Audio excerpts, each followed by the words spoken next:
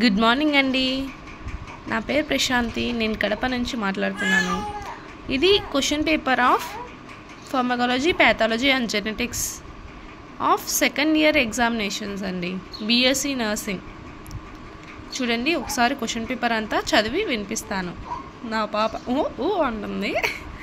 Okay. Doctor YSR university of health sciences, AP, Vijayawada.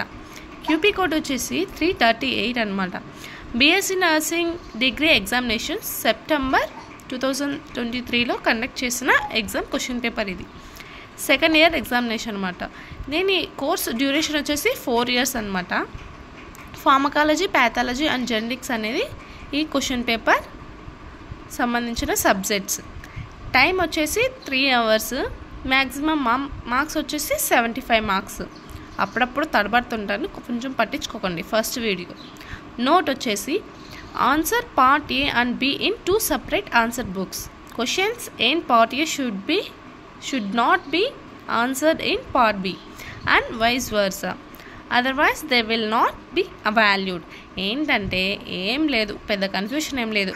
మనకి part A, B అనేసి సపరేట్గా subjects division చేసి question paper అనేది ఇస్తారు. ఫార్మకాలజీ అనేది part A, pathology and genetics వచ్చేసి పార్ట్ బి అనమాట. దీనికి సపరేట్ ఆన్సర్ బుక్స్ కూడా ఇస్తారు. సో దాన్ని కలిపి రాయకుండా దాంట్లోటి రాయకుండా పార్ట్ ఏకి సంబంధించిన answers part A question answer sheet బుక్లో రాయాలి అని చెప్తున్నారు. అలా రాస్తేనే ఆ రాసిన ఆన్సర్కి వాల్యూ ఉంటుంది అని చెప్తున్నారు, అంతే. Next going to the point. Part A వచ్చేసి ఫార్మకాలజీ, 38 marks దీనికి ఉంటాయి.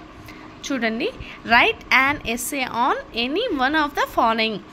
చూడండి, మళ్ళీ చదువుతాను. Right an essay on any one of the following అంటే ఇక్కడ క్వశ్చన్స్ ఎన్నైనా ఉన్నాయి, కానీ మీరు రాయాల్సింది ఒక్కదానికే ఆన్సర్స్.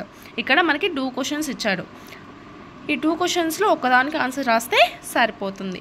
క్లాసిఫై అపాయిడ్ అనల్గెటిక్స్.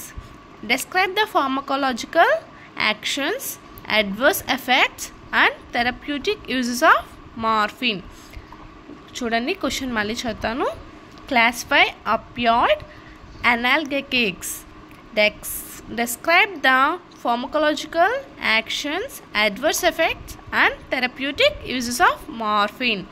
చూడండి, ఇది క్వశ్చన్కి వచ్చేసి 13 marks వస్తాయి. 3 + 4 + 2 + 4గా దీన్ని మార్క్స్ డివిజన్ చేశారు. Okay, next question. Classify the drugs used in hyper tension. Classify the drugs used in hyper tension. Describe the pharmacological actions, adverse effects and therapeutic uses of angiotensin converting enzyme inhibitor. మళ్ళీ చదువుతాను, చూడండి. Classify the drugs used in hyper tension.